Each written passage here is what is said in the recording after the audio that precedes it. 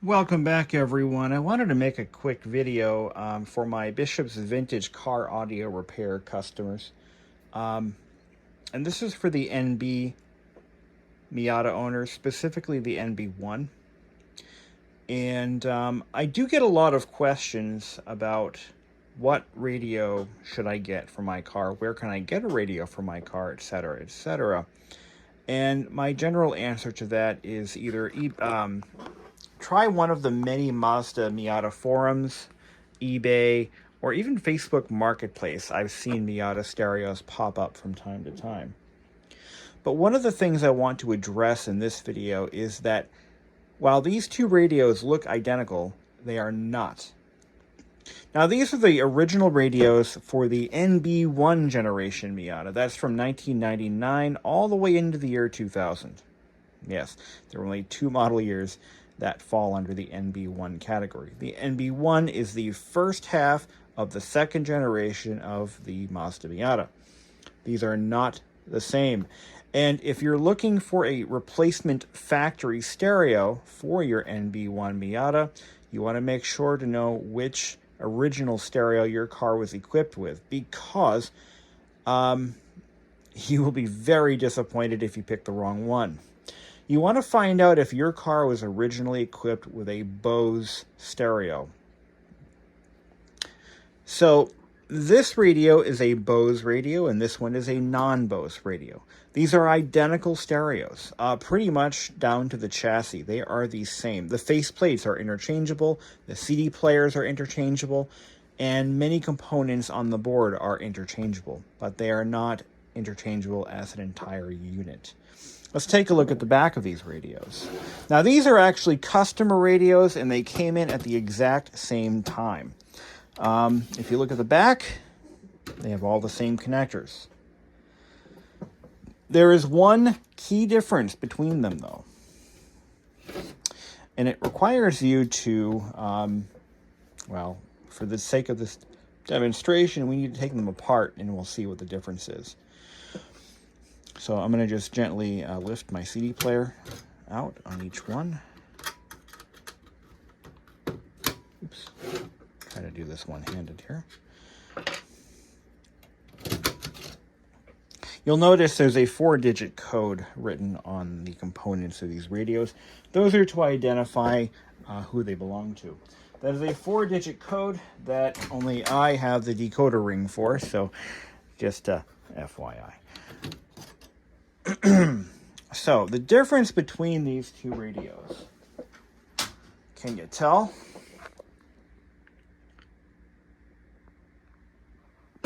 One of these is not like the other. You'll notice that the aluminum heatsink is exactly the same between the two, but there's one component missing from the Bose radio, and that is the amplifier IC. There is no amplifier IC on the Bose because it requires an external amplifier. Somewhere in your Bose equipped car, you're going to find an amplifier module that uses the exact same connectors. There is no separate Bose connector, so they will fit between cars. Plug right in. Might even make sound, but it won't be very loud. So this Bose unit will make sound, but it is extremely quiet. Whereas this non-Bose radio has its own built-in amplifier, and it makes beautiful music. Now, if you happen to have a car that you bought used, and it has a Bose radio in the dash, and the buyer sold the car to you as potentially a non-functioning radio, or they claim the radio doesn't work or it's really quiet, chances are that radio is improperly swapped into that car when it was originally a non-Bose car. Fun fact, this is the same radio that Mazda used in the 626 and the Protege. And for my own history, I actually owned my second car that I got in high school. I had 2 cars. Bought it in high school. It had this exact radio in it. This is the exact radio my car had. It was a 97 626, and it was not the original stereo. I installed it myself. But Yeah, so this will also fit other Mazda models as well. So if you're looking for a factory radio, make sure you know whether your car was a Bose system or not. If you're buying the radio, if you're buying a Bose radio, I believe you can fit them into a non-Bose car by swapping out the, there should be an amplifier module somewhere in that car.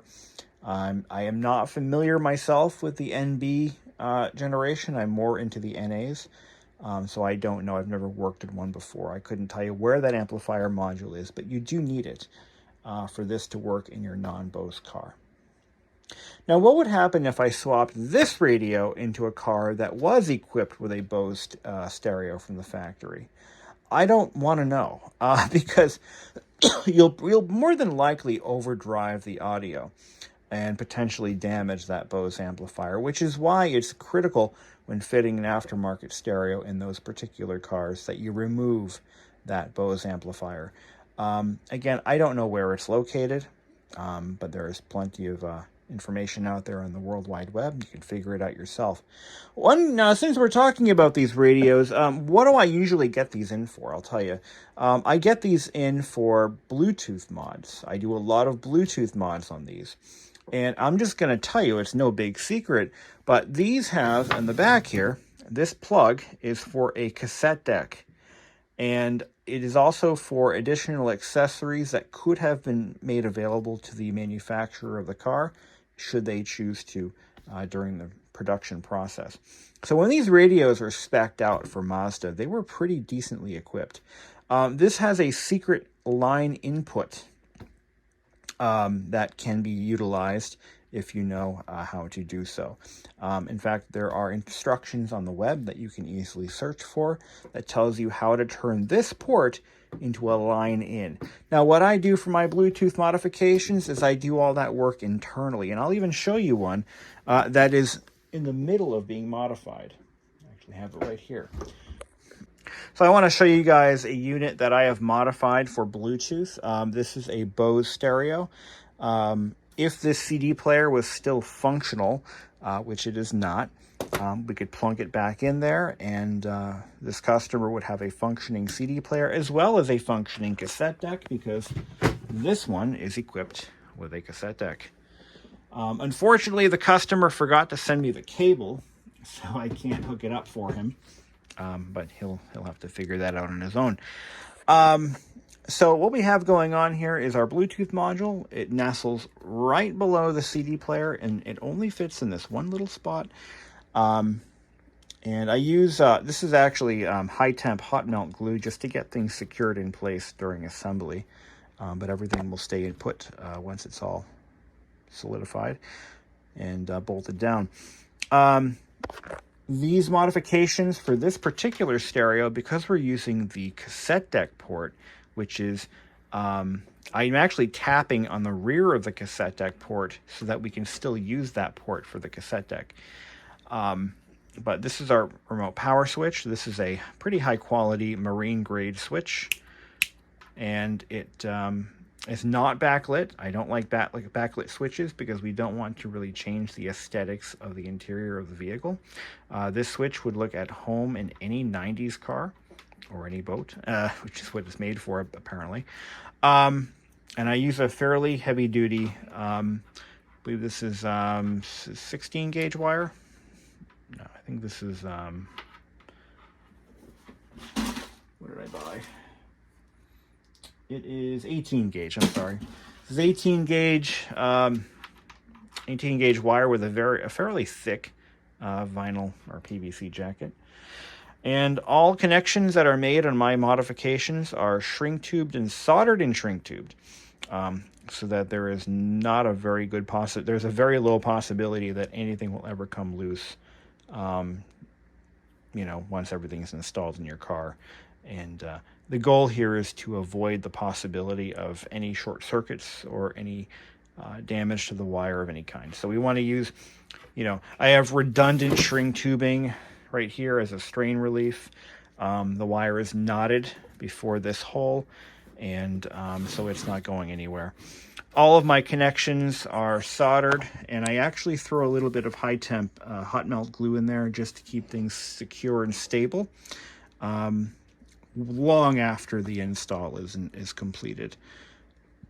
So this is just one of the radios that I've modified, and I get a few customers come into me or send the radios in for this modification from the NBs. I do a lot of Mazda Miata first gen radios. That's the Panasonics. I don't have any here to be serviced, but I do get a ton of those sensory sound systems for the special edition LEs from '93. I do pretty much any radio that's sent to me. I'll at least take a look at it and make a determination from there. But anyway, I just thought I would share this information with those of you looking to buy OEM stereos for your NB1s.